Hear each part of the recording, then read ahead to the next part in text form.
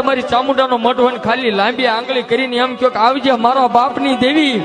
આવજે મારા વણવાની પૂજેલું ધરમ, અરે આવજે મારી ચામુંડાને એટલું વેણ બોલો અને ભલામણા તો વીજળીને આવતા તમારી ચામુંડાનો મઢ હોય ખાલી લાંબી આંગળી કરીને એમ કહો કે આવજે મારા બાપની દેવી, આવજે મારા વણવાની પૂજેલું ધરમ, અરે આવજે મારી ચામુંડાને એટલું વેણ બોલો અને ભલામણા તો વીજળીને આવતા